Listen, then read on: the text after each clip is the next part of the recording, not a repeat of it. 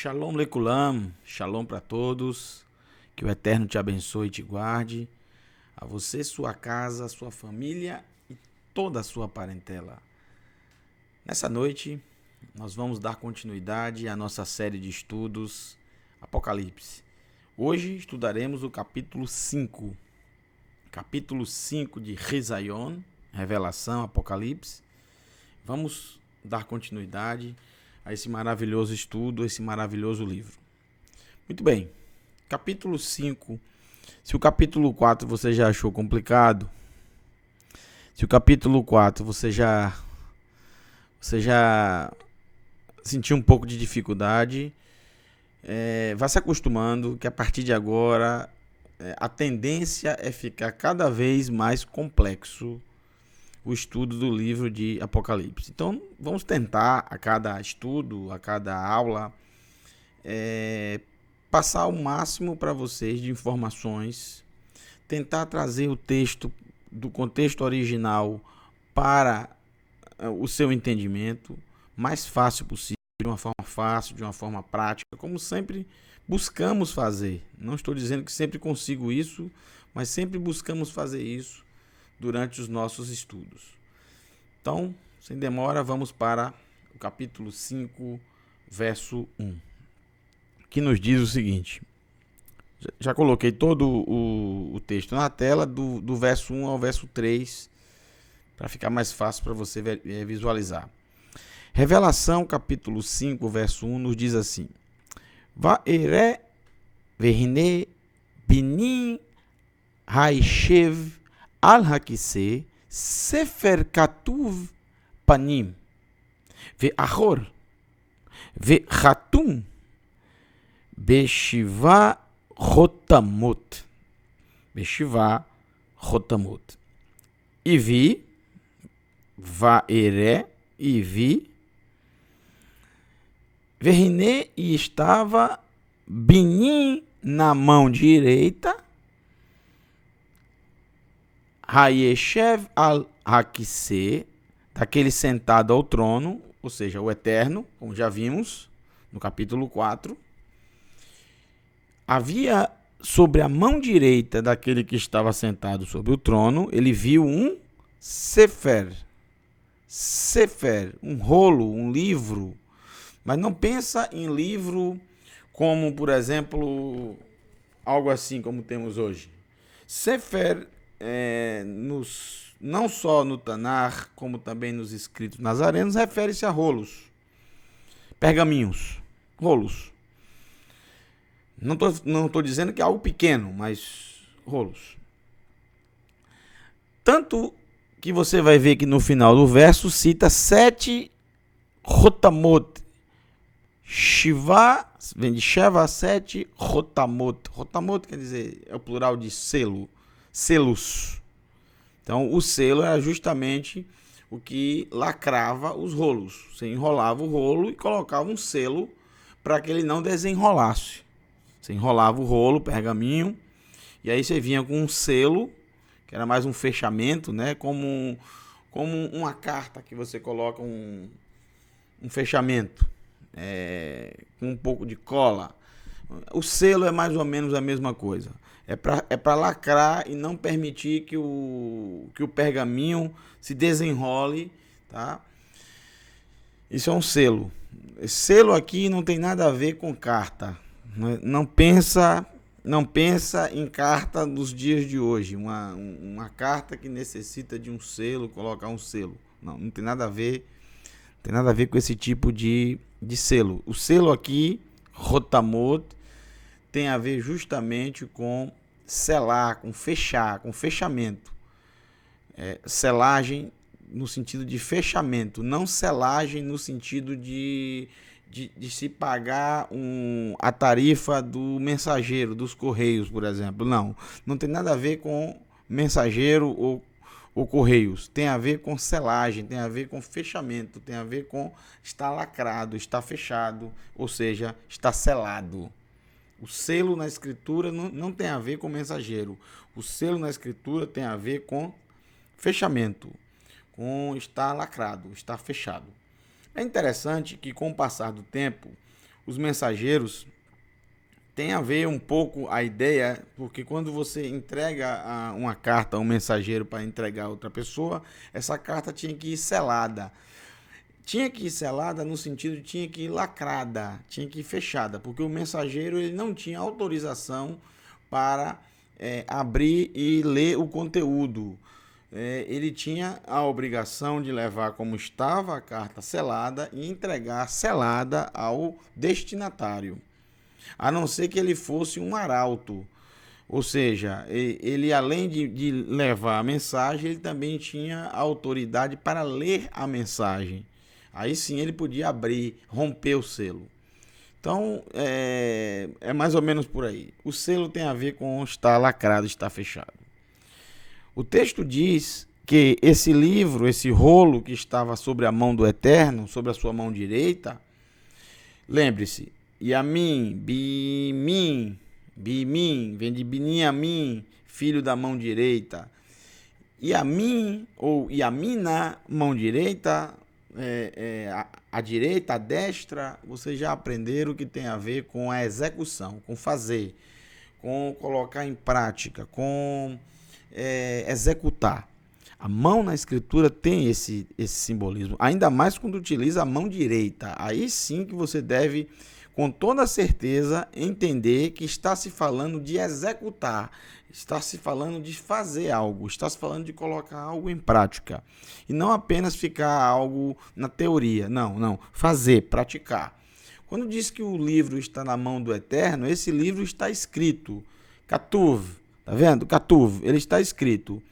Escrito aonde? Panim, na frente, Ve'achor, e atrás. Na frente e atrás. Ve'chatum, e selado, ou seja, e fechado. Ele está fechado, ele está lacrado, ele está completamente... impede completamente que alguém possa ver, possa saber o que tem nele. Ele está totalmente lacrado. E ele está lacrado com 7 selos. 7 também é um número bastante significativo na escritura. O número 7 simboliza basicamente, desde o princípio, a perfeição de um ciclo. Por que a perfeição de um ciclo? Porque a semana, o mundo, o universo foi formado em 7 dias. 6 dias o Eterno trabalhou e no 7º ele descansou. Isso é a concretização de um ciclo perfeito que é a semana. Em cada 7 dias nós temos uma semana. Isso não muda, ninguém consegue mudar jamais isso.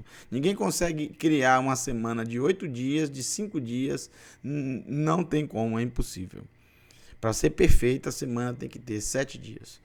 Isso é algo desde o princípio, ninguém consegue mudar e ninguém jamais conseguirá mudar. Então vamos lá. Esse livro está escrito tanto na frente como atrás, então o rolo ele não está escrito normalmente somente na parte da frente, que daria então para você enrolar e ninguém vê o que está dentro. Esse rolo também está escrito na parte de trás, ou seja, se você enrolar, se você for um pergaminho e você enrolar, com certeza alguém vai ver as costas, ou seja, a parte de fora, ou até mesmo se ele enrolar ao contrário, ele vai ver a parte de dentro. Não tem como esconder o que está, porque ele está escrito tanto na frente como atrás. Está escrito Katuv Panim Ve'achor. Panim é face, Achor as costas, atrás. Então, tanto na frente como atrás. Mas qual o motivo de não se poder saber, não se poder ver o que está escrito nesse maravilhoso livro? E olha, esse livro, a gente não tem informação alguma aqui sobre o que é esse livro. A questão é que, a partir do capítulo 5, a partir desse livro, e principalmente dos 7 selos que serão retirados um a um, é que irá discorrer praticamente todo o restante do livro de Apocalipse. Todo o restante do livro de Apocalipse praticamente se resumirá em anunciar um a um, selo a selo, e todos os acontecimentos que eles trarão à humanidade. E não são acontecimentos bons, não.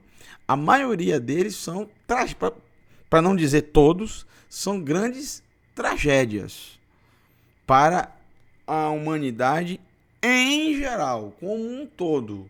Como um todo. Claro que sempre que está sendo narrado a abertura desses selos, de uma vez ou outra vai fazer diferenciação entre os tzadikim, os justos, os que amam ao Eterno, que guardam seus mandamentos, que têm testemunho do Mashiach, e os demais. Mas, normalmente, são selos que são, que trazem tragédias, muitas tragédias. Então vamos começar pelo capítulo 5, não vamos pensar um pouco mais à frente. Tem muita gente que quer saber o que é que se passa no capítulo 12, o que se passa no capítulo 13, o que se passa no capítulo 22. Calma, vamos passo a passo. Se você for passo a passo, você vai perceber como você vai entender e absorver muito melhor a mensagem do que você ficar pulando como macaco de galho em galho. Você tem que sempre ir seguindo a ordem, porque essa é a ordem do livro. Então, se o livro quisesse que você estudasse logo o capítulo 13, o capítulo 13 teria vindo no lugar do 5, e sucessivamente. Por que você tem que estudar o capítulo 5 agora? Porque ele vem depois do 4, obviamente. Então, para você entender o 6, você precisa entender o 5. Para você entender o 12, o 13, você precisa passar por isso aqui. Veja que a gente tem seguido esse plano desde o começo, e vocês vão vendo que paulatinamente você acaba aderindo ao conteúdo central do livro. Se não entende tudo, mas pelo menos a mensagem central do livro você vai entendendo. Assim foi no capítulo 4, que parecia algo muito complexo, muito complicado. De repente, as coisas, apesar de não serem totalmente reveladas, tem coisa que a gente não vai saber, mas a gente acaba recebendo uma mensagem. A gente acaba entendendo algumas coisas. Assim também é o capítulo 5, veja. E um mensageiro, o malach, mensageiro, que traduz por anjo, eu coloquei entre corchete, porque aqui a gente está vendo que é um mensageiro celestial. Quando é celestial, eu uso entre corchete a palavra anjo para você. A palavra, como eu sempre digo, a palavra anjo e a palavra mensageiro é a mesma coisa. Então pode ser um ser humano que recebe o mesmo nome, malar, que é um mensageiro, alguém que leva a mensagem para outro alguém.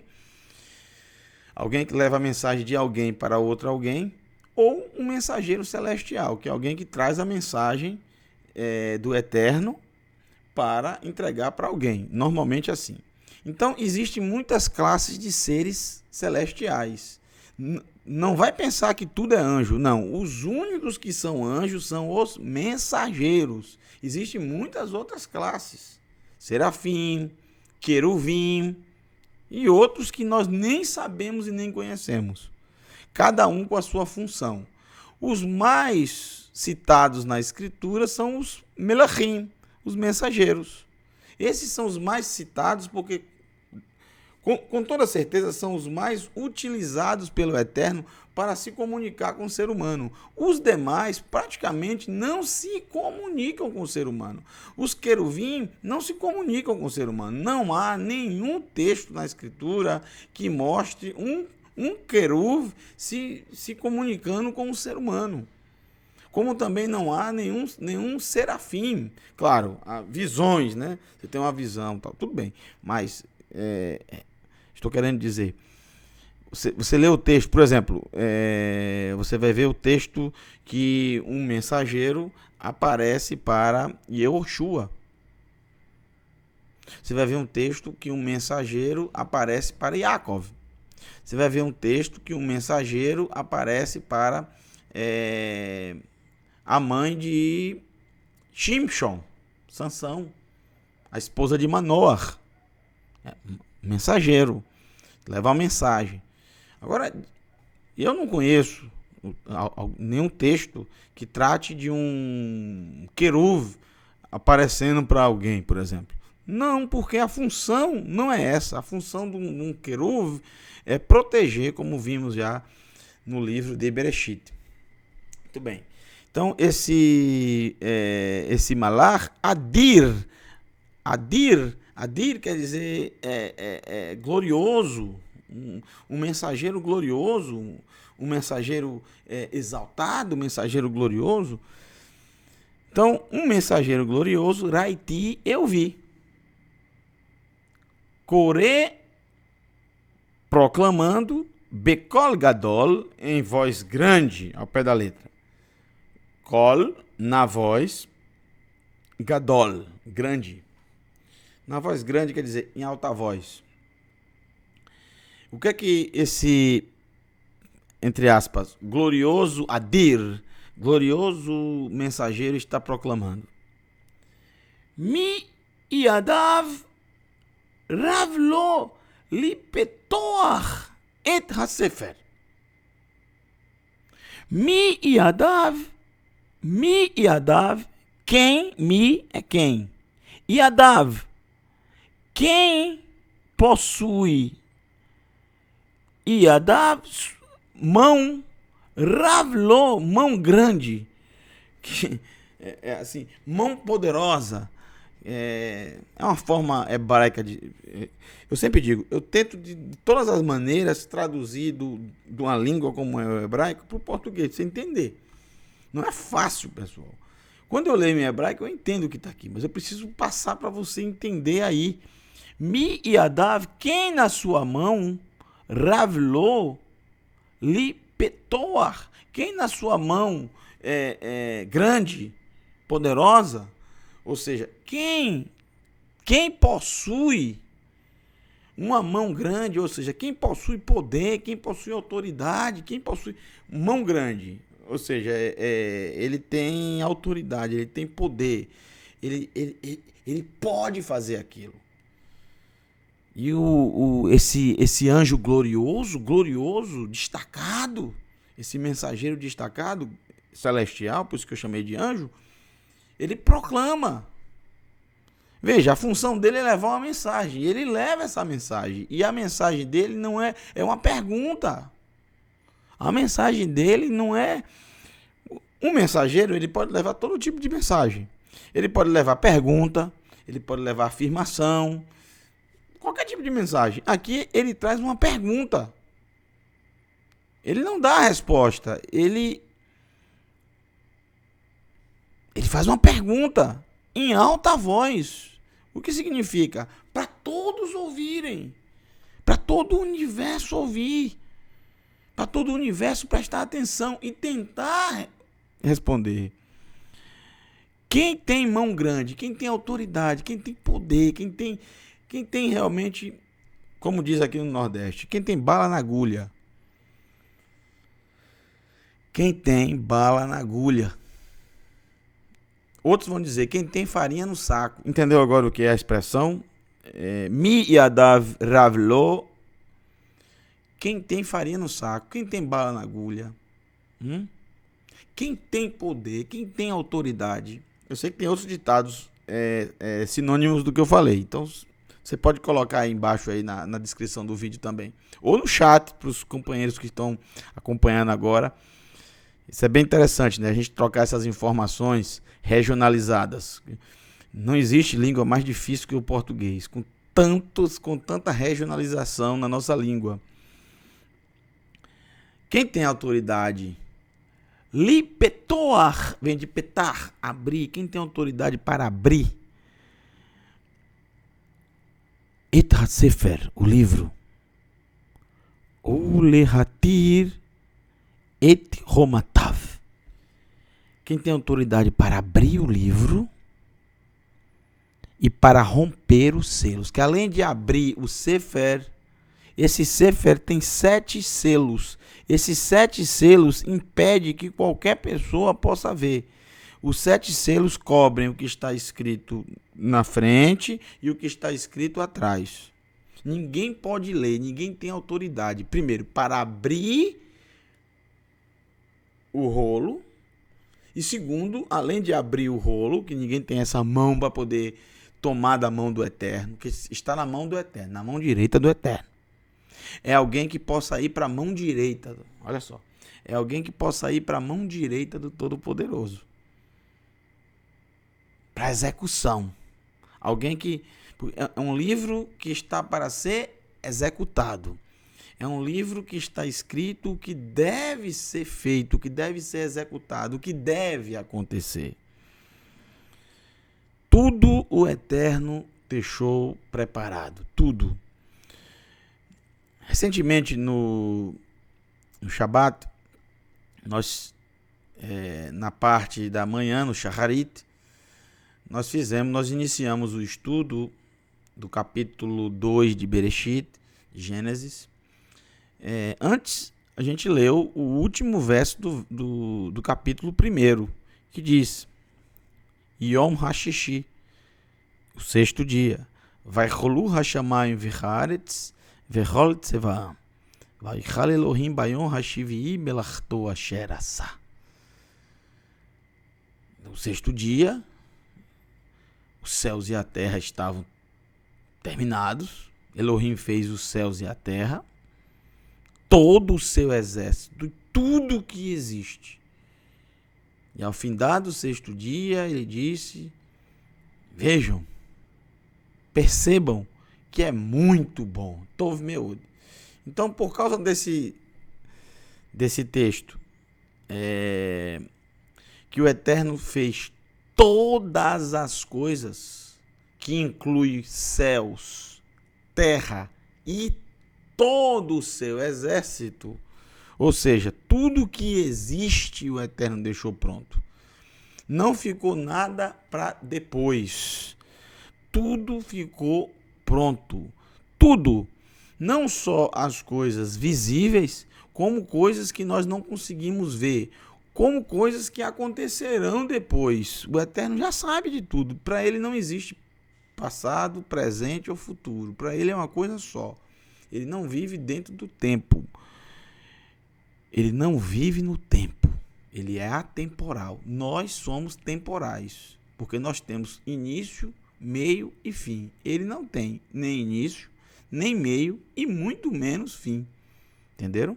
Ele é Amakom, ele é o lugar, como falamos em Bereshit.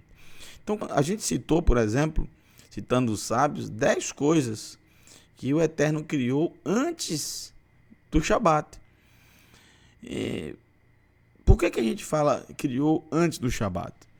Porque depois do Shabat ele descansou, estava tudo pronto.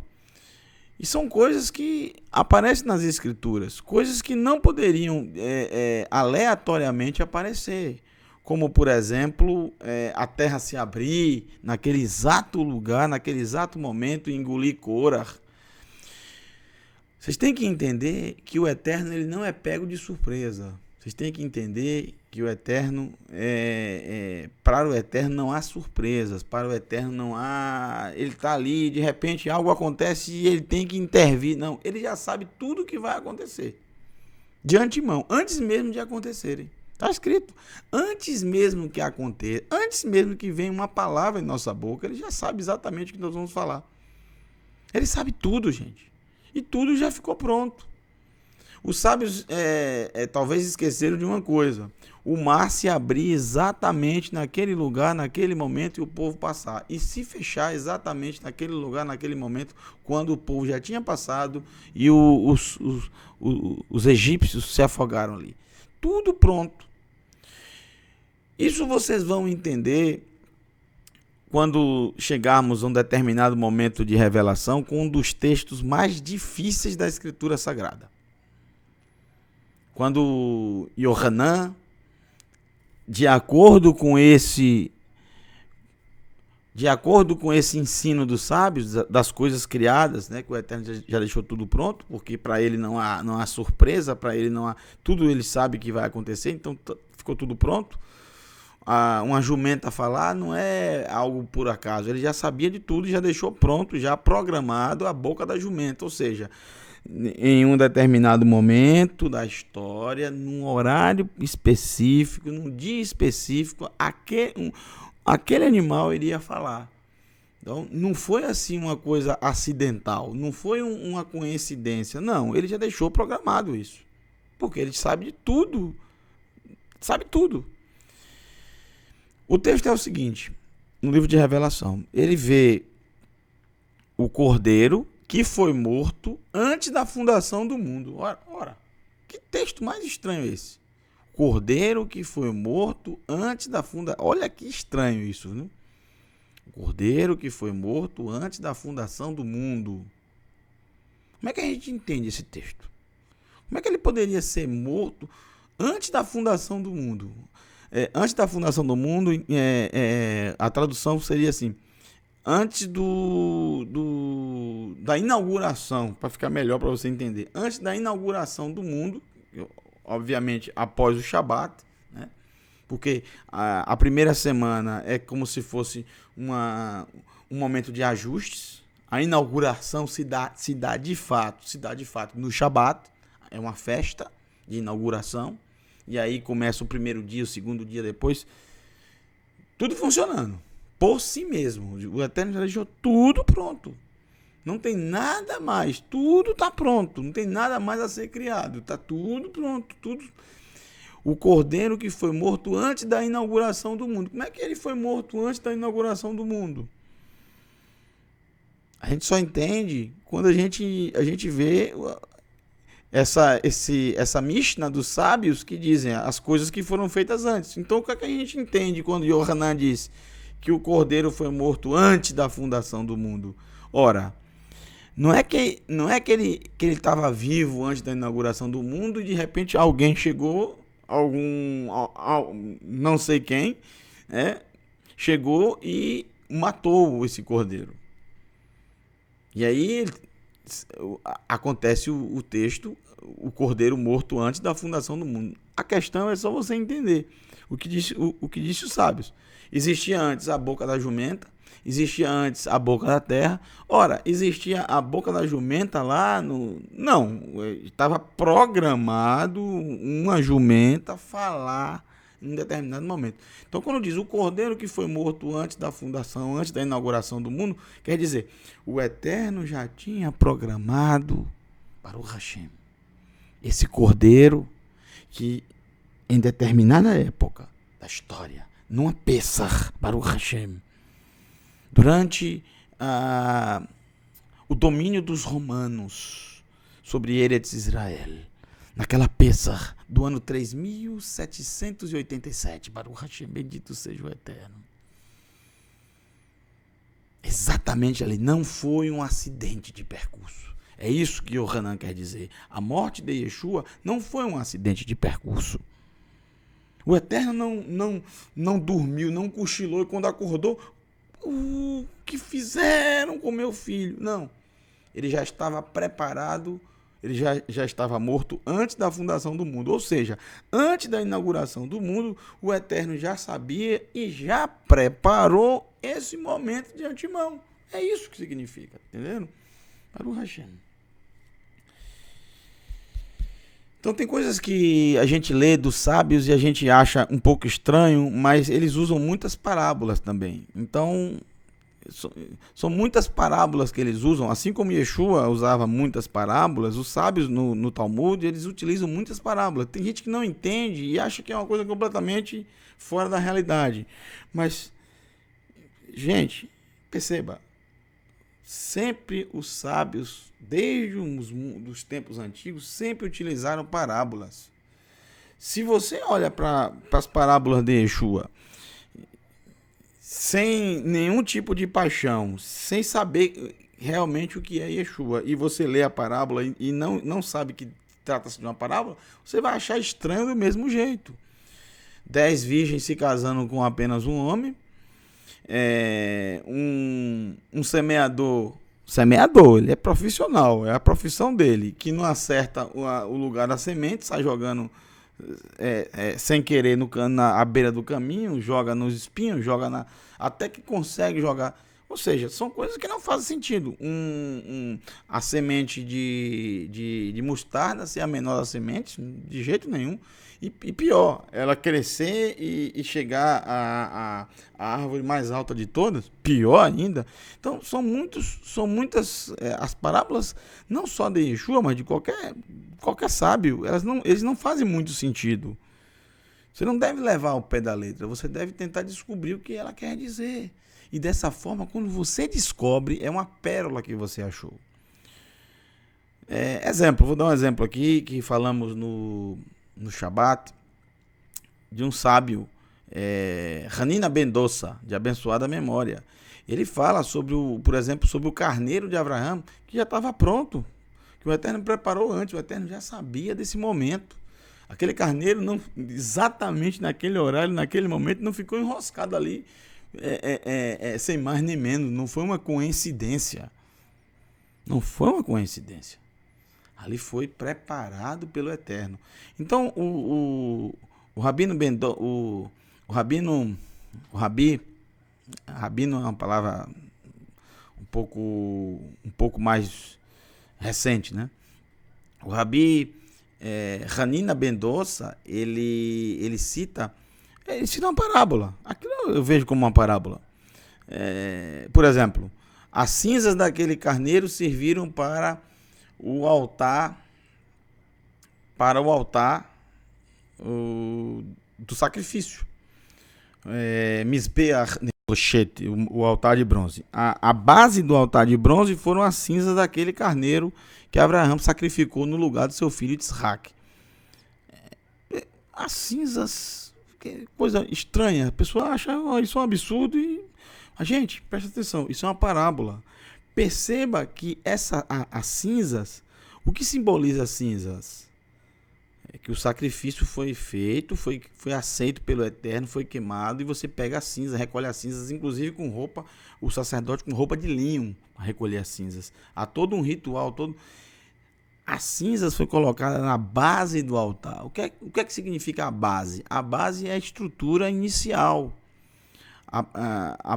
A base de qualquer coisa é o início, é o princípio, é o começo, é sobre a qual é lançada. Então, o que é que o Hanina Ben-Dossa, de abençoada memória, está querendo ensinar?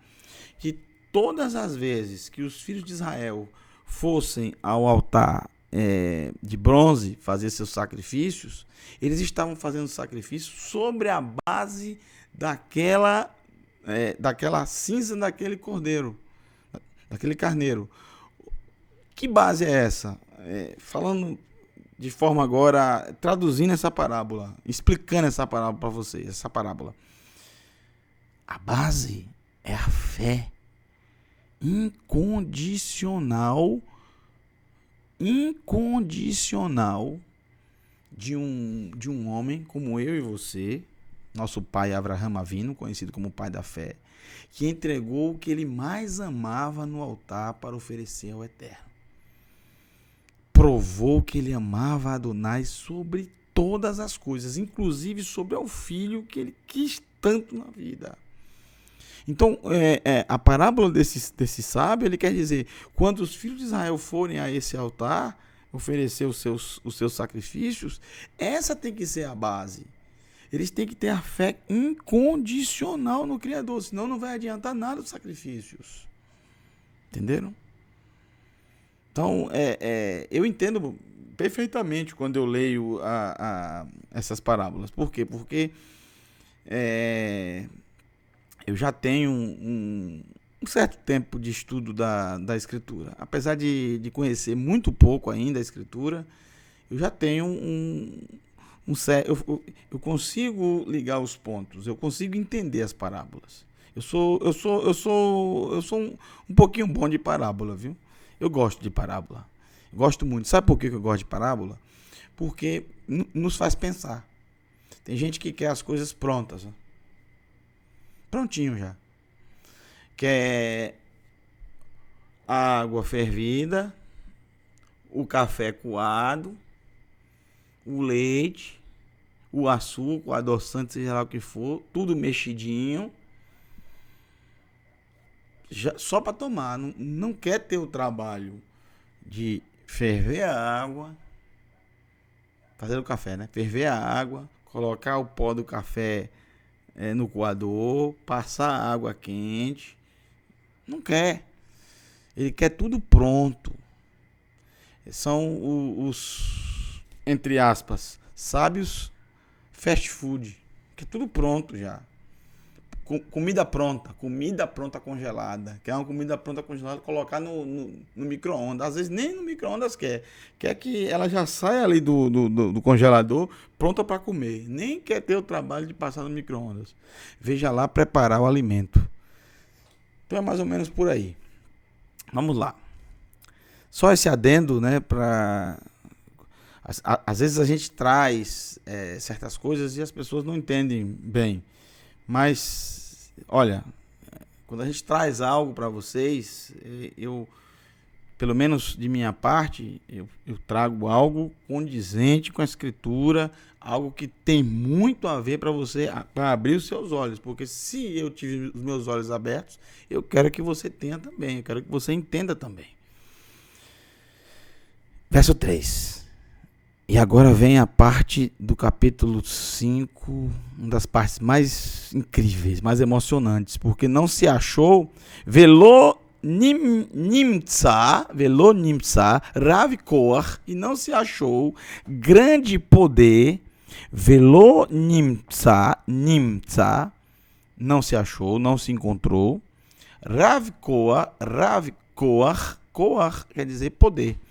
Rav quer dizer grande. Não se achou grande poder, Bashamai, nos céus, Uba Aretz, e na terra, Mitachat la Aretz, e debaixo da terra, Li fetuach et hasefer, para abrir o livro, e não só para abrir o livro, Ve'af, e ninguém, Lo nehabit elav, e ninguém capaz para olhar para ele. Não, gente, olha só. Não se achou ninguém capaz não só de abrir o livro, mas muito menos de olhar para o livro. Impressionante, né?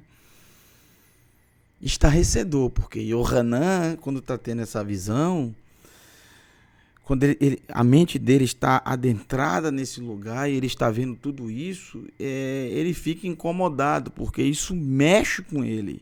Mexe não só com ele, mas mexe com todas as criaturas celestiais.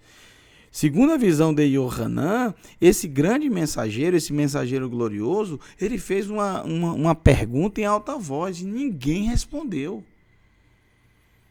Isso causou não só nele que anunciou, nesse glorioso mensageiro, mas em todo o reino celestial, uma grande apreensão. Em Yohanan, que é um ser humano, que não está no lugar que o ser humano deve estar, né? Não é o lugar do ser humano, o lugar do ser humano é a terra, pior ainda ficou. Veja que o verso 4 diz, olha só, olha como ficou transtornado Yohanan. Va'ani bachiti harbe.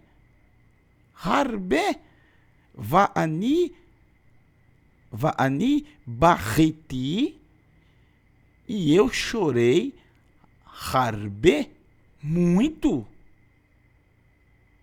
Eu chorei muito, verre. Va'ani bachiti, e eu chorei harbe berre, e eu chorei muito. Verre é a mesma coisa daqui, ó. Vachiti quer dizer eu chorei. Verre quer dizer chorei. Yohanan, olha, gente, a linguagem de Yohanan, quando você lê o hebraico, quando você lê em hebraico, é impressionante como a gente consegue ver Yohanan em cada parte desse livro de Revelação. Só em hebraico, viu?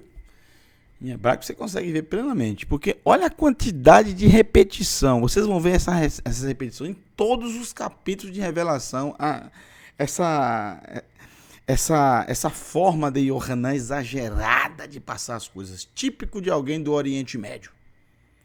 Típico de um morador do Oriente Médio. Não estou falando somente dos judeus, estou falando de árabes, estou falando de todos que habitam no Oriente Médio. São pessoas extremamente exageradas. É um exagero em tudo. É muito exagero. A maioria são sensacionalistas. É só você assistir um jornal em Israel. Assiste um jornal em Israel, que você vai ver. E compare com o jornal aqui do... Você acha que os jornais daqui são sensacionalistas? Ai. Você não sabe o que é um jornal sensacionalista. Você não sabe o que é o dia a dia das pessoas do Oriente Médio. Olha, se tiver uma batida de dois carros baterem um no outro, não tiver vítima nenhuma, não precisa ter vítima. Não precisa ter vítima nenhuma. Basta ter uma batida. Para você ver a notícia que vem para todo mundo. É impressionante. Impressionante. É como eles passam as coisas. É típico das pessoas do Oriente Médio. Sempre foi assim. Desde os tempos antigos. Normal. Varreti harbe berré. Eu chorei muito. Chorei. Pra que falar chorei de novo? Veja, é típico. A linguagem dele é uma linguagem exagerada. Yohanan, esse é Yohanan. Isso é bom porque a gente tem a certeza que ele, o Talmide de Yeshua, ele que escreveu o livro. E claramente. Ou quem escreveu o livro do seu evangelho escreveu também a mesma pessoa, porque é a mesma linguagem. Eu chorei muito, porque, veja, o ser humano, ele é carregado de emoções, né? Nós, seres humanos. Isso diferencia dos seres celestiais. Os seres celestiais não têm essa emoção que nós temos. Não sei se você já encontrou algum texto que mostra um anjo chorando. Entendeu? Um mensageiro chorando. Então, assim, por quê? Porque eles não são carregados de emoções como nós. Nós somos carregados de emoções. Nós, seres humanos, somos muito emotivos. A emoção faz parte de nós. Existem pessoas que são mais frias do que outras, normal, isso é normal. É da natureza de cada um. Mas todos têm emoção. Por mais frio que seja, todos têm emoção. Yohanan, ele mostra claramente ser alguém do Oriente Médio mesmo, que é carregado de emoção, mais até do que o brasileiro. Olha só. Barriti harbe berré. Eu chorei muito. Chorei. Kilo nimtza rav koach li fetoach et hasefer li krobo le habiten lai. Eu chorei muito, pois não se encontrava ninguém com grande poder para abrir o livro e para ler dentro dele, ou simplesmente somente para olhar para ele.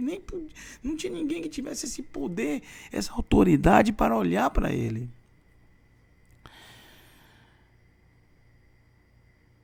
O que eu quero dizer a vocês é que a visão de Yohanan, ele sente tudo. Ele sente a emoção, ele sente o momento, ele viu como o universo ficou parado depois da pergunta do grande. Ninguém respondeu, ficou um paradeiro, mas ele demonstra a emoção, ele sente esse peso. Ele chora muito, ele chora, como ele disse. Vaiomer Elai Echad Min Hazeknim, e falou para mim Echad, número 1, Min Hazeknim, dos anciãos. Já vimos isso. Um dos 24 anciãos. Dos 24. Já vimos isso na aula passada. Quem não assistiu a aula 4, está disponível no canal, fique à vontade. Al Tiberré. Tiberré e berré é chorar. Não chore. Hine gavar. Eis um homem. Um macho, gavar. Gavar, gever. Veja, existe a palavra ish, homem. Existe a palavra gever. Gever normalmente é utilizada no sentido de, até os dias de hoje, ele, não tem no sanitário, shirutim, ele e ela. O ele de homem é gever, gever. Gavar é um homem, um macho. Gever, hine gever, eis um homem, eis um macho, eis um homem. Como você. Um homem. Quem é ele? O Arie, o leão. Mibet. Perdão, não é Mibet, é da casa. Mishevet.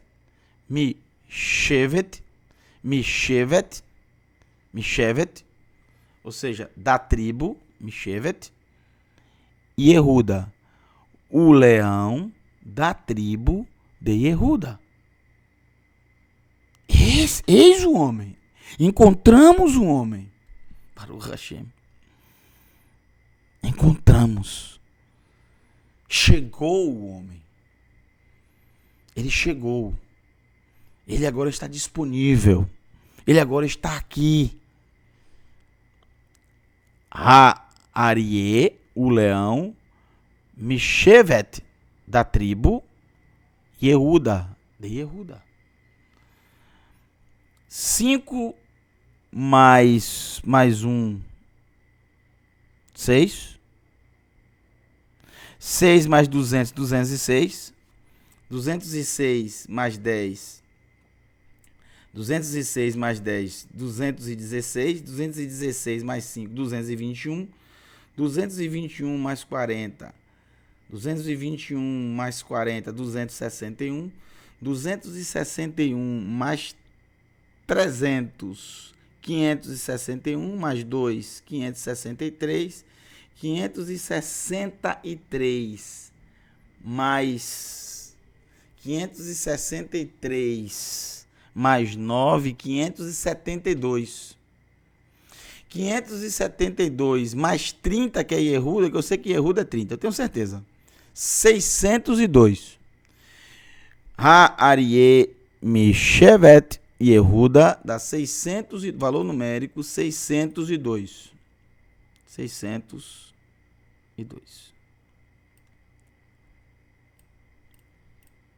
602. É o valor numérico. Yehuda é 30 aqui, ó. 10 mais 5, 15, mais 6, 21, mais 4, 25, mais 5, 30. Ok? Yehuda. Bom, 602, você já vê que a raiz é 8. Que é a mesma raiz de Baruch Hashem. Bendito seja o Eterno. Yud, Shin, Baruch Hashem. Vav, Ain, Yeshua. 10, 310, mais 6, 316, mais 70, 386. 3 mais 8, 11, mais 6, 17. 17, mais 7 mais 1, raiz, 8. Bendito seja Adonai. Abençoado seja o Todo-Poderoso. Bater. Tem uma palavra em hebraico, bater, que quer dizer dividir, cortar ao meio, ser dois, dividir, cortar ao meio. Bater. 2 mais 400, 402, mais 200, 600, mesmo valor numérico de leão da tribo de Judá. Como assim cortar em dois, dividir, cortar duas partes iguais, ou seja, dividir. Dividir em dois dividir. metade, metade. O que é que tem a ver isso com o leão da tribo de Judá? Quer dizer o seguinte, que ele são em duas partes, ou seja, ele é tanto um cordeiro como também um leão. Que coisa linda. Incrível o hebraico. O hebraico é impressionante. Eu não posso me empolgar com isso, porque senão a gente acaba... O tempo acaba ficando muito alongado. Mas assim que a gente terminar o livro de Apocalipse e algumas outros compromissos que nós temos, eu tenho para vocês um módulo com 10 aulas somente com palavras equivalentes. Quem gosta disso aí? Só palavras equivalentes. Vocês vão ver que coisa impressionante na Escritura. São 10 aulas de 1 hora cada uma, só com palavras equivalentes, uma a outra. Vocês vão ver como o hebraico é perfeito. Muito bem.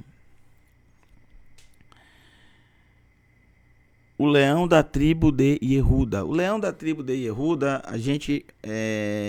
a primeira vez que aparece, a primeira vez que ficamos sabendo sobre isso, é justamente isso. Veja, como eu falei, 66% do livro de Revelação está no Tanar, está na Escritura. Essa parte aí, por exemplo, está em Bereshit, capítulo 49. É muito lindo. Bereshit, Gênesis, Parashá Vayeri, eu me lembro, Parashá Vayeri.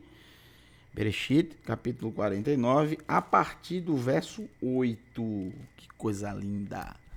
Yehuda, você será reconhecido, ou te conhecerão. Você será reconhecido pelos teus irmãos. Você será reconhecido pelos teus irmãos. Que coisa linda. No futuro, os irmãos conhecerão Yehuda, no sentido, terão intimidade com ele. Terão intimidade com ele, reconhecerão nele como rei. Isso tanto acontece na época de Davi, quando os filhos de Israel reconheceram Yehuda como rei, no caso de Davi, mas principalmente em relação ao Mashiach. Um dia, os filhos de Israel reconhecerão o Mashiach, Baruch Hashem, o leão da tribo de Yehuda. A tua mão estará... Tudo isso que eu estou lendo está em Gênesis, tá, pessoal? 49, a partir do verso 8. A tua mão estará sobre o pescoço dos teus inimigos. Ou seja, você será vitorioso e nenhum inimigo conseguirá te derrotar. Mais uma vez, isso começa a ter início, cumprimento na vida de Davi, quando ele consegue inúmeras vitórias sobre os inimigos de Israel. E eles passam agora a servir o povo de Israel. Porém, obviamente, se trata de uma vitória definitiva.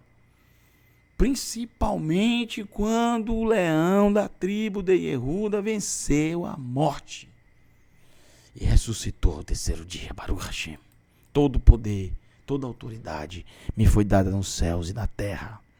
Yeshua, descendente de Yehuda, leão da tribo de Yehuda. Os filhos de teu pai se curvarão diante de ti. A primeira parte dizia sobre o reconhecimento e agora sobre servir como súditos que servem a um rei. E é isso que aguardamos, o estabelecimento do reino do Mashiach. Assim como a profecia de Yaakov em várias partes. Não acontece tudo de vez. Veja, a palavra leão da tribo de Yehuda, Ha'aryeh, Mishevet Yehuda, 602. Mesma coisa de Bater, ou seja, dividir duas partes. Filhote de leão. Aqui é que vem, ó. Filhote de leão é Yehuda. Por isso que cada tribo tem um animal ou um objeto específico citado por Jacó, na profecia. Yehuda foi o leão. Então, a bandeira, o estandarte da tribo de Yehuda passou a ter um leão por causa da profecia. É daí que vem. Todas as vezes que Yehuda saía, e você vê no livro de Números, Bamidbar, A primeira tribo a sair era a tribo de Yehuda, Judá. Então, na frente de todo o povo de Israel ia o estandarte com um leão desenhado. De longe os povos viam. Aquele leão sabia, ali vem o povo de Israel. Aquele é o estandarte da tribo de Judá. O leão. Aquele leão, aquela insígnia que ia à frente do povo de Israel. É o símbolo do Mashiach, que vai à frente. Que representa o povo de Israel nas nações. O povo de Israel ficou conhecido não por causa deles, mas por causa desse estandarte, desse leão, de Yeshua. Se as pessoas conhecem Israel, se as pessoas conhecem a Bíblia, se as pessoas conhecem no mundo, um mundo politeísta, se as pessoas conhecem as histórias bíblicas, não é por causa de nenhum outro sábio que não seja Yeshua HaMashiach, o representante do povo de Israel, quer queira os snobs ou não. Ele é o leão da tribo de Yehuda. É muito interessante a parte final, não se tirará o cetro, o poder de Yehuda, nem o bastão dentre as suas pernas. O poder, a liderança, o reinado nunca sairá de Yehuda.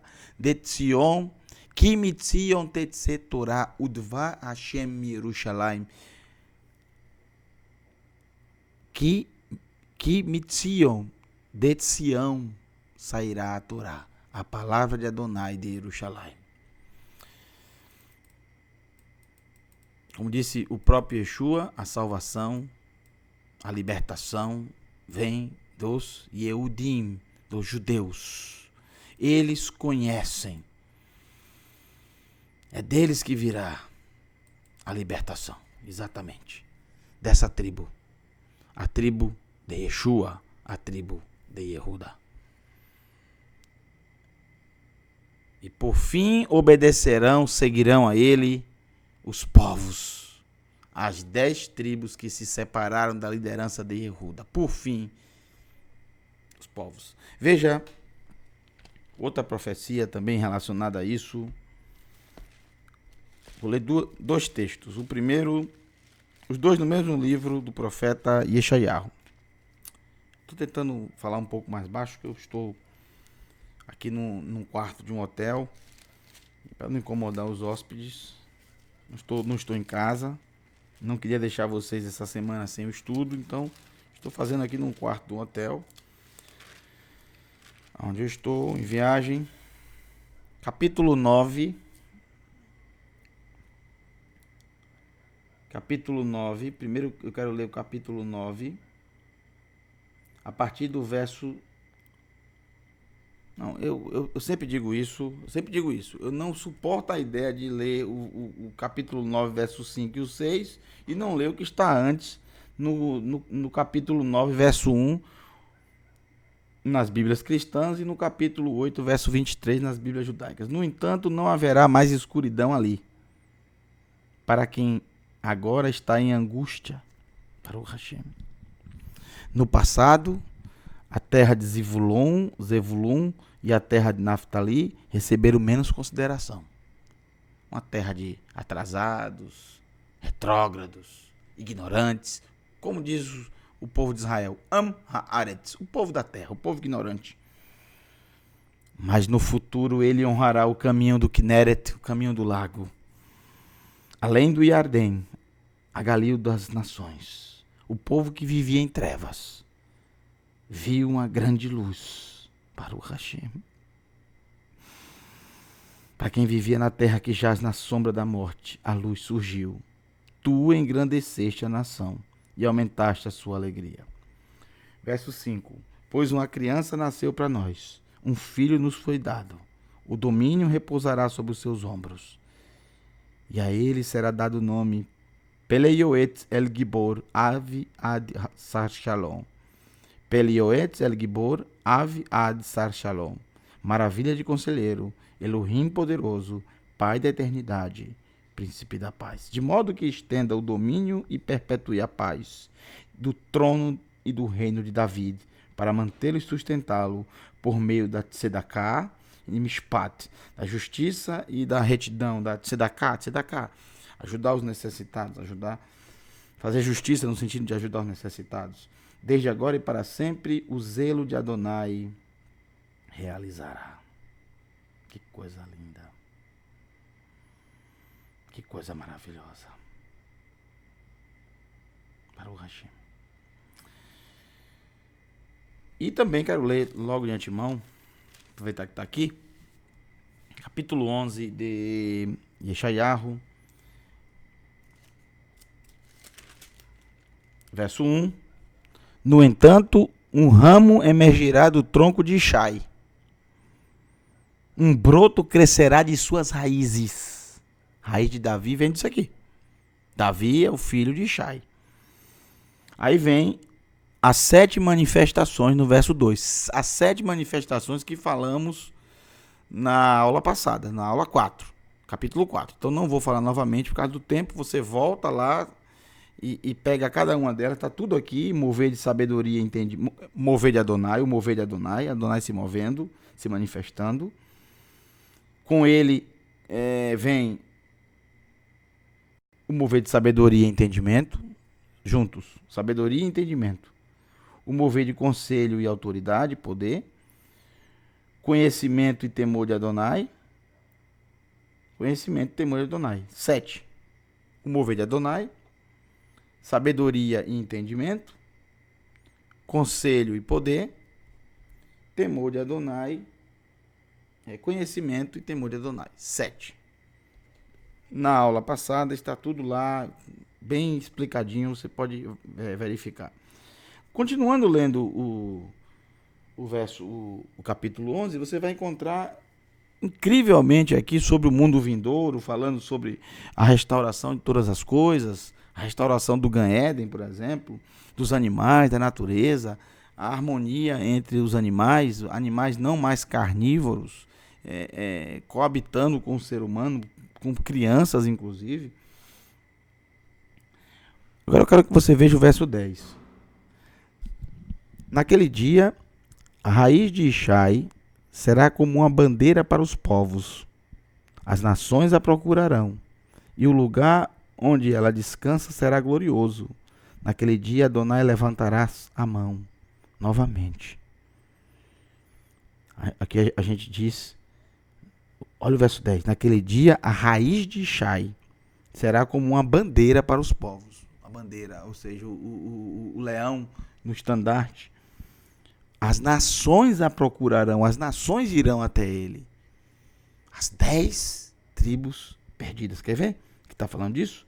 E o lugar onde ela descansa será glorioso. Naquele dia, Adonai levantará a mão novamente pela segunda vez, para reivindicar o remanescente do seu povo, de Ashur, a Síria, do Egito, de Patros, da Etiópia, de Eilã, de Shinar, Babilônia, Ramat e das regiões costeiras do mar. Ele içará uma bandeira para as nações, reunirá os dispersos de Israel e juntará os espalhados de Yehuda, dos 4 cantos da terra. Me'arba Kanfot Haaretz. Me'arba Kanfot Haaretz. Me'arba Kanfot Haaretz. Dos 4 cantos da terra. O ciúme de Efraim cessará. Os molestadores de Yehuda serão cortados.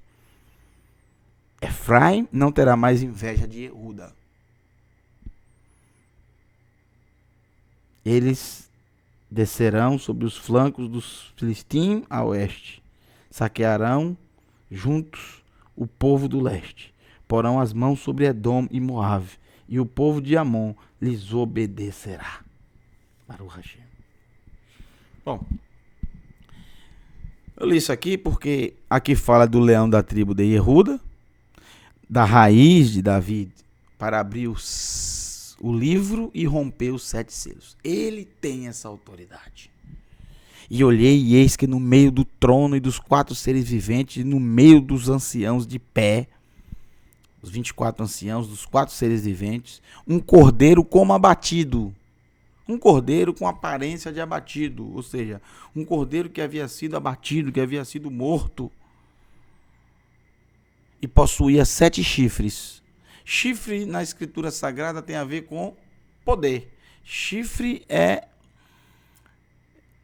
um sinônimo na escritura de poder.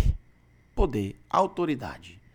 Por exemplo, no altar, no Misbeach, no altar de bronze, haviam 4 chifres nas 4 pontas do altar.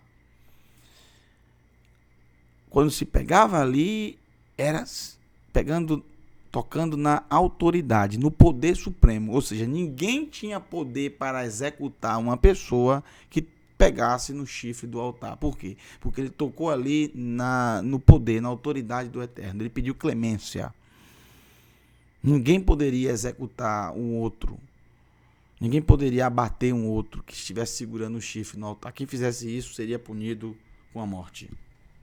Não podia. O chifre do altar. Por isso que quando se fazia o sacrifício, pegava-se o sangue do animal e se passava nos 4 chifres do altar. Reivindicando assim a clemência ao Todo-Poderoso. Reivindicando assim ao Todo-Poderoso que tenha clemência, que tenha misericórdia. Que não destrua o povo, que não destrua aquela pessoa que está em pecado. Esse é o símbolo de clemência. E 7 pleno, poder pleno. Todo o poder foi dado a ele, tanto que ele tem poder para pegar o livro. Ele tem poder para olhar para o livro, pegar o livro, abrir o livro e romper os selos. Então é algo pleno. Ele não tem poder somente, ele não tem autorização. A gente lembra de sistemas, né? Às vezes cada um tem uma autorização. Ele tem autorização somente de visualizar. O outro tem autorização para alterar. O outro tem autorização para dar desconto. E assim sucessivamente. Ele tem autorização para tudo. É completa a autorização dele. Só ele tem autorização para ver. Só ele tem autorização para abrir. E só ele tem autorização para romper os selos. Bendito seja Adonai. Baruch Hashem. Mas é um cordeiro como abatido, como morto. Já é um cordeiro, ou seja, já é um animal bem dócil. E ainda mais está abatido. Mas aqui a gente leu que era um leão da tribo de Jeú, da raiz de Davi. Ou seja, da descendência de Davi, da descendência de Ishai. Já lemos isso na profecia de Yeshayahu. Isaías. Mas aqui nós estamos vendo que é um cordeiro. É por isso que ele tem autoridade. Porque ele foi obediente em toda a sua vida até a sua morte. E com sua morte fez que Kedush Hashem, santificou o nome do Eterno. A sua morte não foi um acidente. A sua morte foi um propósito de amor. E após a sua morte, ele recebe essa autoridade ao terceiro dia. Toda autoridade, todo poder. Sinônimo de chifre. 7 chifres. Autoridade plena. Poder pleno. Total. Completo. Pleno. Plenitude. E 7 olhos que são 7 manifestações de Elohim enviadas em toda a terra. Ora, exatamente o capítulo 11, verso 2 de Yeshayahu. Você vê que Yohanan, ele está justamente inspirado pelo Eterno, da mesma forma que Yeshayahu, Isaías, foi. Não é que ele está copiando daqui, não. Ele está recebendo do mesmo, o mesmo ser que passou para Yeshayahu, passou para Yohanan. Cada um teve de uma forma diferente. Yeshayahu, por exemplo, ele teve a visão do mundo vindouro. Yohanan, ele está tendo a visão celestial, das coisas celestiais. As 7 manifestações, na aula passada, vocês podem verificar. Vamos para o capítulo 5, verso 7. Vaiavô, e chegou. Por que chegou? Aonde ele estava? Aonde ele estava? Onde ele estava? Porque para ele ter chegado, ele não estava lá. Tanto não estava que foi feita a pergunta e ninguém respondeu. Ele estava mudo? Ele estava dormindo? Não, ele estava morto. Ele estava morto. Mas ao terceiro dia, ou 40 dias depois, vamos tentar entender, né? Vaiavô, e chegou. Chegou de onde? Chegou da terra? 40 dias depois? A questão é que ele chegou. De repente, viram... Não chora. No tempo certo vai acontecer. De repente ele já vê o cordeiro, mas abatido, ou seja, morto. E esperando mais um pouco, ele chega. Vaiavô. Vaikar, e pegou, e tomou, et a Sefer, o livro, Mimim Yashev al-Hakiseh, da mão direita daquele que estava sentado sobre o trono, o Todo-Poderoso. E lembre-se, quando o texto diz que Yeshua está à destra, à direita do Eterno, um dos significados é esse. O Eterno deu a ele a autoridade para executar, para tanto executar a libertação, como executar o juízo. Como também aqui para pegar esse livro, para abrir, para ler, para romper os selos. Ou seja, só ele tem essa autoridade. Porque ele está à mão direita do Eterno, ou seja, ele está à destra do Eterno, ele está no executar do Eterno. O Eterno deu para ele, porque ele foi obediente em vida. Um ser humano ungido pelo Todo-Poderoso. Impressionante. Difícil de entender, porque a gente está vendo... Veja, Yohanan viu coisas celestiais e nós estamos vendo a transcrição de como Yohanan passa isso para a gente em palavras. Veja se há condições da pessoa colocar em palavras, não é nem em figuras, não é nem em desenho, em palavras o que ele viu. Gente, é muito difícil. O que nós estamos vendo aqui é o mínimo do mínimo do mínimo do mínimo, porque é impossível em palavras. E ainda mais quando se traduz ainda essas palavras. Quero dizer uma coisa a vocês. Quando vocês estão viajando e vão a um lugar muito bonito e vocês veem uma atração incrível, por exemplo, aqueles que vão a Israel conosco na caravana de Teshuvah, que eu levo em lugares tão especiais de Israel, são experiências incríveis. A gente vê todo aquele lugar incrível, e a gente tira um mundo de foto, filma, faz tudo. Mas aí depois a gente vai olhar as fotos e vai ver as filmagens, e aí a gente percebe uma coisa muito interessante. Veja, com toda a tecnologia, com filmagem, com foto, a gente percebe que é impossível qualquer aparelho trazer para outra pessoa ou para si mesmo o que realmente o lugar traz. Porque uma coisa que uma câmera, uma filmadora não vai trazer é o cheiro do lugar, é a sensação do lugar, é o som perfeito do lugar, é a visão periférica total do lugar, que câmera nenhuma consegue captar, o que os olhos humanos conseguem. É impressionante aonde vai a visão, não vai a câmera. Não tem a mesma definição, não capta os mesmos detalhes. É impressionante. Uma parte se Yohanan tivesse uma câmera, mesmo assim, não conseguiria passar para nós. Não conseguiria. Imagine palavras, imagine escrita. É difícil, gente. Então, não fique triste se você não entende tudo, tá? Um dia você entenderá, porque você vai ver isso que viu Yohanan. Você vai ver. Isso vai descer até a terra, vai descer até nós.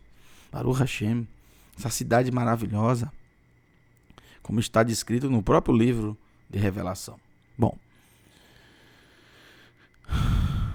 e aconteceu que ao tomar o livro, caíram sobre as suas faces 4 dos seres viventes, aqueles 4 que vimos na aula passada, e 24 dos anciãos diante do Cordeiro, e uma harpa estava na mão de cada uma delas. Uma harpa, harpa, quinor. Dessa palavra quinor, tá vendo aqui? Quinor é que vem a palavra Kineret, o lago da Galil, que se você observar, ele parece...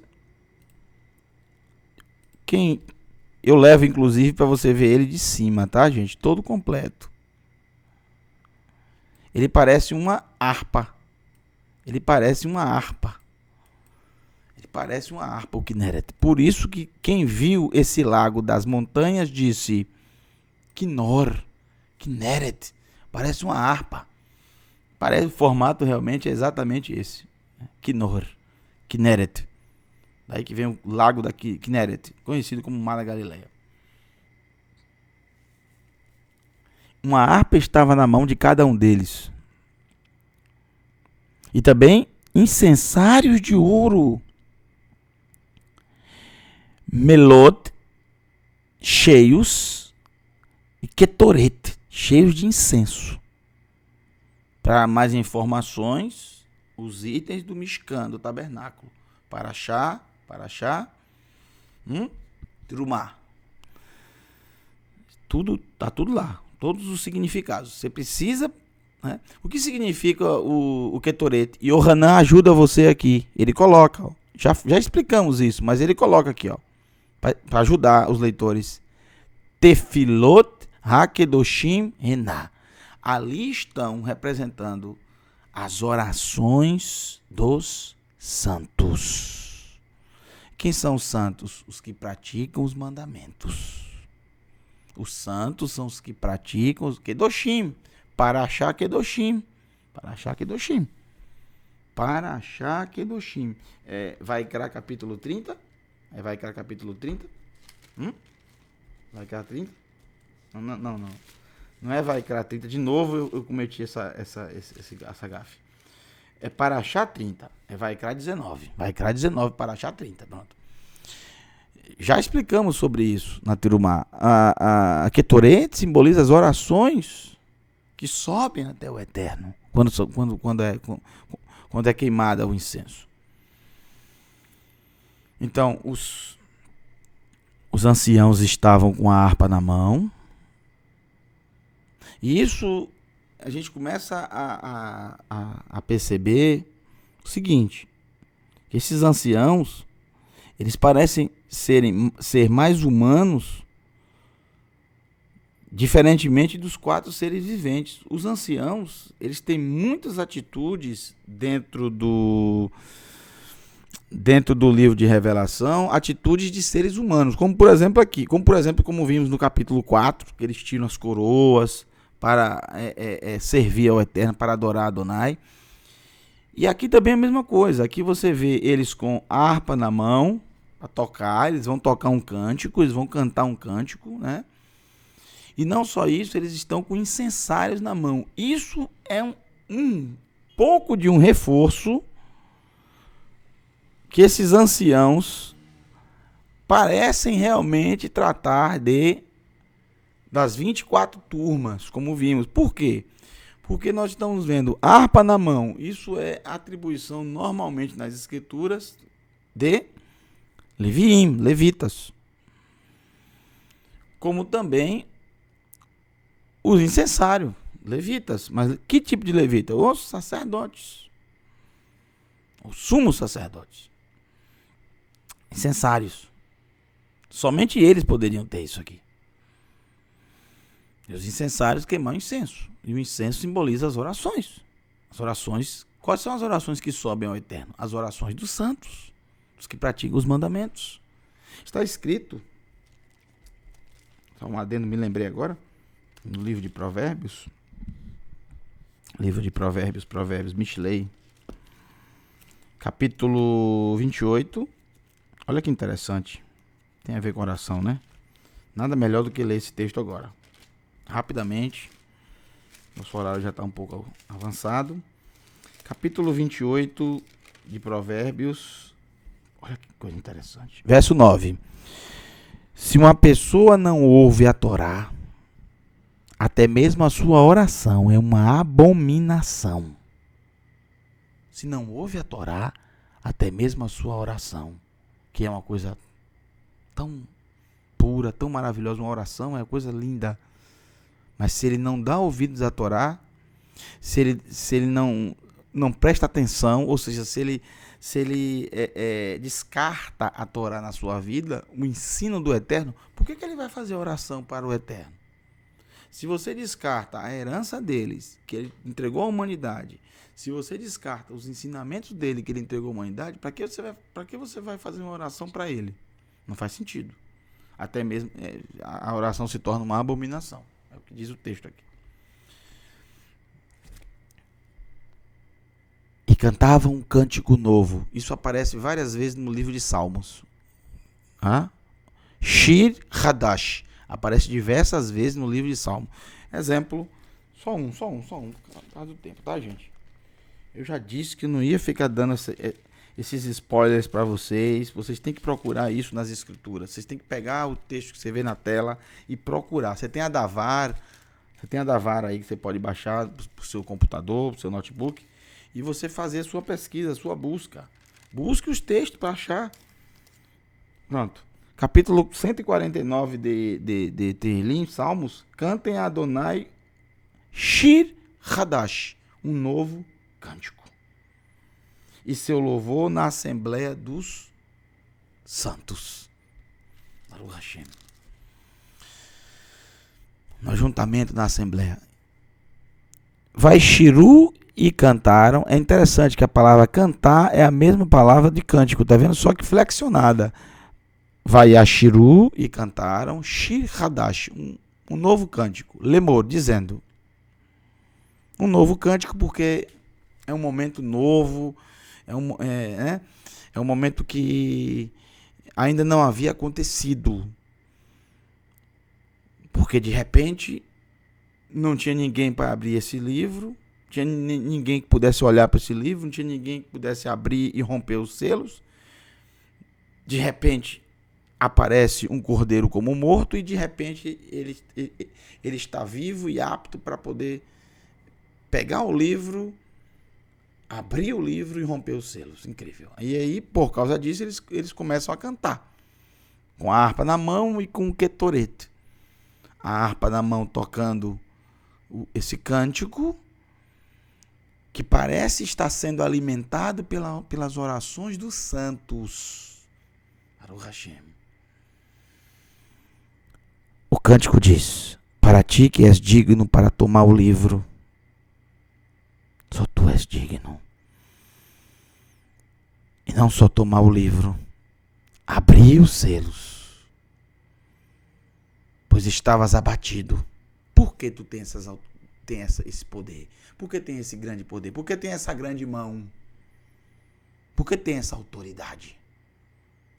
Todo poder, toda autoridade me foi dada, nos céus e na terra. Isso aconteceu quando? Pois estavas abatido, ou seja, estavas morto, e no teu sangue, a tua congregação, o bedamecha kanita adaterra. Adat é um sinônimo de Kehilá. Kehilá só vai aparecer no capítulo 22, verso 16. Não tem mais Kehilá até lá. Mas aparece aqui a palavra Adat. Adat significa um ajuntamento. É um sinônimo de Kehilá. Pois no teu sangue, a tua congregação, ou seja, o teu ajuntamento, a tua assembleia, um sinônimo de Kehilá. Para Adonai, Le Elohim, é dele. A tua assembleia, o teu ajuntamento, que estavas morto e com o teu sangue, a tua congregação, o teu ajuntamento, foi concedido para Le Elohim, para Elohim. Mikol Shevet, de toda a tribo, velashon, e língua, umikol am, vagoi, e nação. Então, de toda a tribo, isso aqui refere-se às 12 tribos de Israel. Toda e qualquer tribo. Não só as 2 ou 3, mas todas as outras 10 que estão espalhadas. Shevet é tribo. Shevet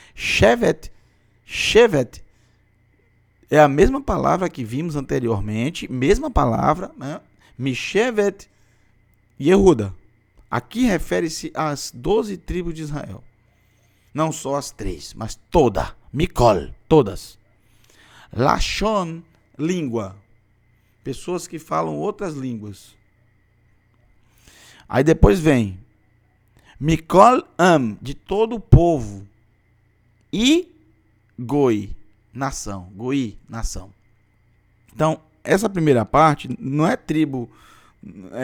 tribos da terra, nômades. Não. Essa tribo aqui refere-se ao povo de Israel. Lashon e língua, não importa qual língua seja, não importa que povo seja, não importa que nação seja. Todos, através do sangue. O sangue comprou todos para o eterno. O sangue levou todos ao eterno. Esse sangue que leva o ser humano ao eterno. Por quê? Porque é esse o sangue que traz a remissão dos pecados. Quando Yeshua diz, ninguém vem ao Pai senão por mim, é em relação a isso. A sua vida. Não só o seu sangue, mas primeiramente o seu exemplo de vida, os seus ensinamentos, a sua autoridade de ensinar algo que ele viveu, como nenhum outro.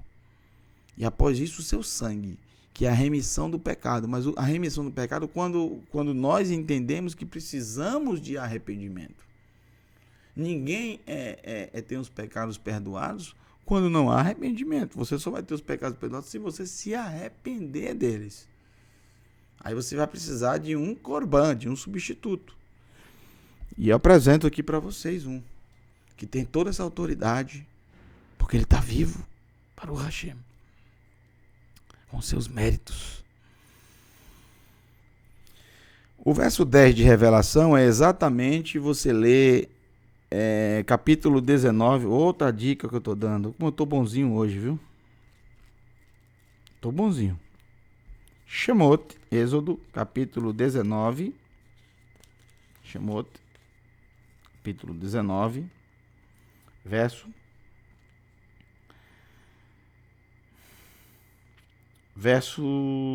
6. Verso 5 primeiro. Não suporta a ideia de ler o 6 sem ler o 5. Se vocês prestarem muita atenção ao que eu disser e guardarem a minha aliança, Êxodo 19, 5, serão meu tesouro dentre todos os povos, pois toda a terra é minha. Toda a terra é minha. É o que diz o texto anterior aí que vimos. As tribos de Israel, as línguas da terra, as nações, os povos. E vocês me serão um reino de Coanim. Le Melachim Ule Coanim. Reis e sacerdotes. Reino de sacerdotes. É quase a mesma coisa. Quase a mesma coisa. Talvez na hora dele escrever, ele quis citar exatamente o que estava aqui na Torá. E acabou, né? Que é muito parecido. É Malchut Kohanim. Reino de sacerdotes. Ele escreveu Le Melachim, reis, Ule Kohanim, e sacerdotes. Ok. Uma nação separada. Estas são as palavras que você deve falar ao povo de Israel. Aqui tem. E fizeste deles por reis. Deles quem? Aqueles comprados pelo sangue do Cordeiro. Os santos. que suas orações sobem como o ketoret, o incenso, nos incensários dos anciãos, 24 anciãos, diante do nosso Elohim, para reinarem na terra. Que é exatamente aqui que será o reino do Mashiach e o reino eterno do Todo-Poderoso. Então eu vi, então, Ra'iti, ouvi, Veshamati, e ouvi, vi e ouvi. É engraçado isso. Eu vi e ouvi o quê? Kol Malachim Rabim. Voz, ou vozes, aqui está no singular. Voz, por isso que eu deixei no singular. Voz de mensageiros, coloquei entre parênteses anjos, porque é a palavra para mensageiros, anjos. Aqui são celestiais, obviamente. Rabim, grandes. Circundando, Saviv, já vimos essa palavra várias vezes, Saviv, Laksé, circundando ao trono, Velachayot, e os seres viventes, e aos anciãos, Velazekenim, e aos anciãos, e o número deles eram, lá vem Yohanan de novo, multidões de milhares, milhares de milhares. Riboot, Revavot, veja, é a mesma palavra, repetida, tá vendo? Riboot, Revavot, mas é a mesma coisa. Resh, Bet, Aleph, Vav, Tav. Resh, Bet, Aleph, Vav, Tav. Resh, Bet. Aqui está um pouco diferente. Aqui está flexionado. Aqui não tem o Aleph, ó. Revavot, Riboot, me perdoe. Eu imaginei se é a mesma palavra, mas é a mesma raiz. É a mesma raiz. Então, são Reboot, multidões, Revavot, de milhares. Depois vem Ve Alfei Alafim. Mesma coisa daqui. São palavras semelhantes, mesma raiz, e uma reforça mais ainda a outra. É o paralelismo, que Yohanan, eu diria, exagerismo. É o tempo inteiro fazendo isso, e eu gosto quando ele faz isso. Ele não sabe como eu gosto. Ele fica... É o típico cidadão do Oriente Médio. Extremamente, ele quer passar a emoção que ele está vivendo. Ele quer passar para que você leia e não fique achando que é algo simples. Não, ele quer que você... Porque ele sabe que é algo incrível e ele não consegue passar através de palavras. Então, por isso ele faz esses exageros, que não dá para passar por palavras realmente. Multidões de milhares, milhares de milhares. E eles respondiam na voz exaltada. Cantavam em alta voz. Aqui está errado, de cantavam. Vou até alterar isso aqui no livro. Quando eu imprimir o PDF para vocês, para não ter esse erro. De cantavam, não. Quer ver? Ó, vamos lá. Vehem anu. E eles respondiam. Bekol ram. Na voz exaltada.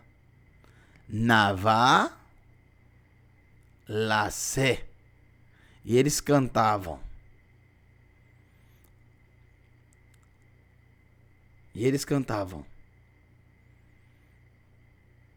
Lacé ao cordeiro. Navá lacé. Bekol ram. Na voz exaltada. Em alta voz aqui não tem. Tá errado isso aqui. Não tem alta voz. A voz exaltada é alta voz. Aqui deveria estar em parêntese, né? Que é a mesma coisa. Esse dia aqui tá errado. Então, já vou alterar aqui previamente para eu acabar não esquecendo. Então já vou alterar aqui. Não é necessário essa parte. Pronto. Vehem, e eles, anu bekol ram, e eles respondiam na voz exaltada. Navá lacé, aceitação, lacé, ao cordeiro, ou seja, digno é o cordeiro. Navá, aceitação, ou Aqui não é uma, não tem o U não é uma imposição, não é imperativo, mas a própria palavra navá, ela traz em seu bojo essa ideia de imperativo. Navá lacé, aceitação ao cordeiro. Hatavuar, abatido.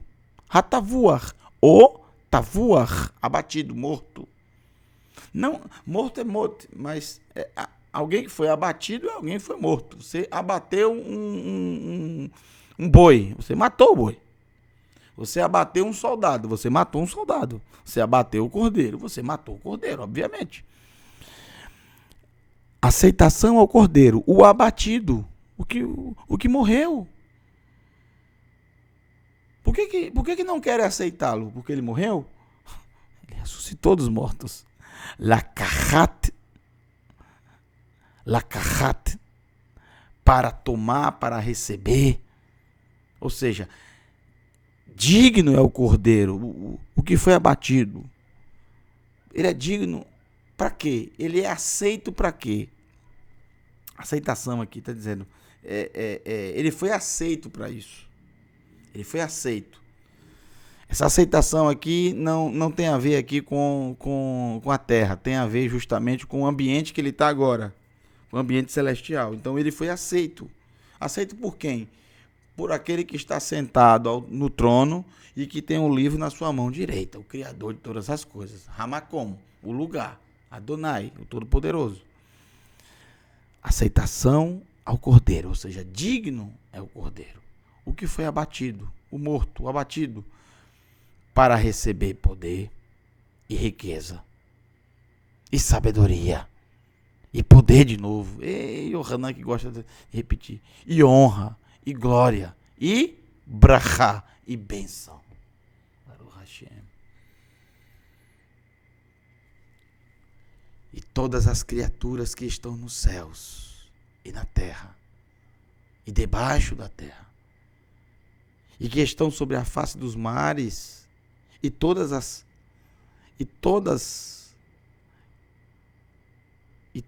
que, olha aqui, outro erro que tem aqui de digitação. Vamos lá, vou ler aqui. Vechol yatsur asher bashamayim, e todas as criaturas que estão nos céus, uba aretz, e na terra, umitachat laaretz, e debaixo da terra, va asher alpinei ha yamim, e todas que estão sobre a face dos mares,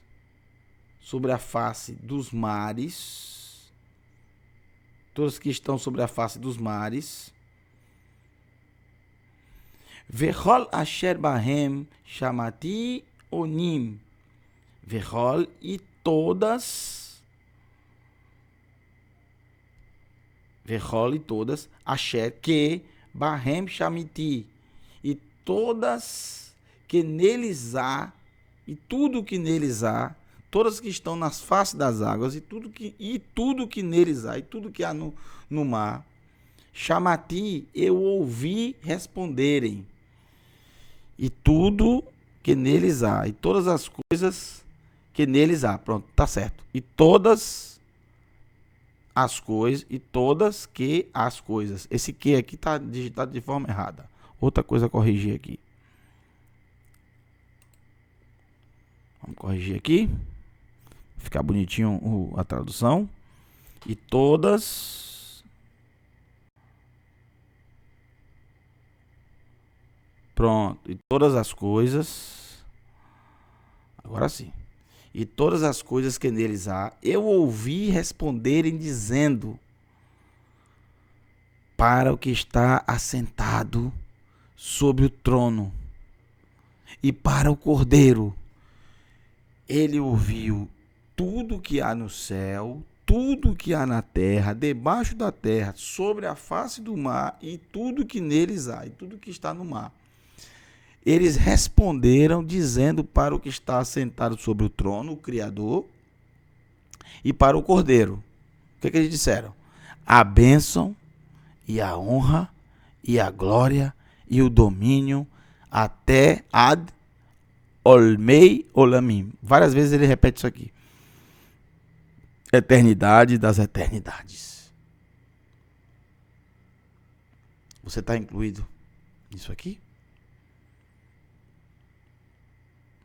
Você está incluído nesse texto? Porque os céus, com certeza, já disseram. Os animais, a natureza, tudo que há no mar. E o ser humano? É melhor dizer aqui, Olam Hazé, para ter o mérito para responder no Olam Rabá. Baruch Hashem. Porque aquele que responder apenas no Olam Rabá, responderá porque todos serão obrigados a responder.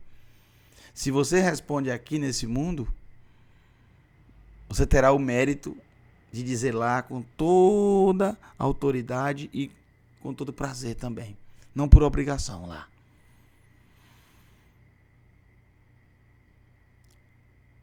Kol misheone amém beolam hazé, zorre veone amém leolam rabá. Aquele que disser amém neste mundo, Elohim, Melech Neeman, Elohim é rei fiel, terá o mérito e poderá dizer, responder amém por toda a eternidade no mundo vindouro.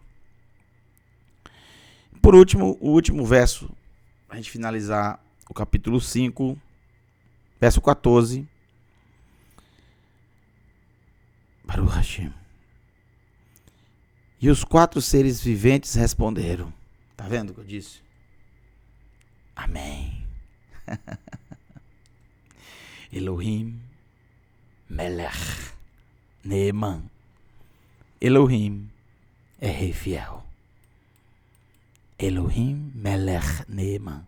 Ve'ezrim ve'arba'a hazeknim. E os 24 anciãos. Naflu al pneihem.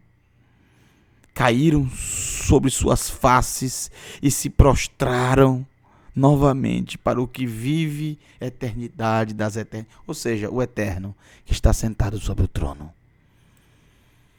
Se prostraram ao eterno novamente. Com certeza tiraram as coroas.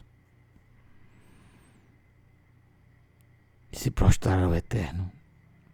Porque ele é maravilhoso. Porque ele criou tudo. Programou tudo. Não deixou o ser humano sem ter a possibilidade de fazer de chuvar, sem ter a possibilidade de ter seus pecados perdoados. Amém, Elohim, Melech Neeman. Não me canso de dizer. É a mesma coisa de você dizer as 4 consoantes do nome do Eterno. Yud, Re, Vav, Re. Abençoado seja para sempre o seu nome, o seu glorioso nome. E o título mais utilizado para ele, Adonai. Nas Escrituras aparece dezenas de vezes esse título, inclusive no livro de Revelação. Vocês vão ver logo logo. Adonai. 10 mais 5, 15 mais 6, 21 mais 5, 26. 1 mais 4, 5, mais 50, 55, mais 10, 65. Agora some 65 mais 26, 91. Amém. 1 mais 40, 41, mais 50, 91. São palavras equivalentes. Que coisa linda. Que coisa maravilhosa. Aquele que responder amém neste mundo terá o mérito. Será lembrado. Zorre veone amém leolam rabá. Será lembrado e poderá responder amém pelo mundo vindouro. Será lembrado. Não será esquecido. Não será confundido. Amém não é simplesmente responder assim seja. Não significa isso. Amém significa Elohim, Melech, Neeman. Foi exatamente isso que respondeu os 4 seres viventes. Que ficam respondendo o tempo inteiro, de dia e de noite, como vimos no capítulo 4. Mas aqui eles pararam com aquela repetição E responderam amém. Disseram amém. Elohim é rei fiel. Que você responda isso também nesse momento. Eles responderam amém, que foram programados para esse momento responder, por causa do cordeiro que estava morto e agora está vivo para todo sempre. E com seu sangue, ele trouxe para o eterno pessoas de todas as tribos de Israel, incluindo as 10 tribos perdidas, além de pessoas de línguas diferentes, pessoas de nações diferentes, pessoas de povos diferentes, se unindo nesse mesmo povo chamado Israel. Foi programado para esse momento. Você pode dizer amém agora, por sua livre e espontânea vontade, do fundo do seu coração, que é o que mais o Eterno deseja ouvir. De você dizer, do fundo da sua alma, por pior que seja a sua situação agora, Elohim é rei fiel. Eu te amo, Adonai, de todo meu coração. Um beijo para ele. Um beijo para o Cordeiro, para o Mashiach Yeshua. E um beijo para você que está me assistindo. Que o Eterno te abençoe e te guarde. Laila Tov. Até o Shabbat. Mitzvah Hashem. Se o Eterno assim nos permitir. Para o Hashem. Abençoado seja o Todo-Poderoso, Rei e Criador de todo o universo. Let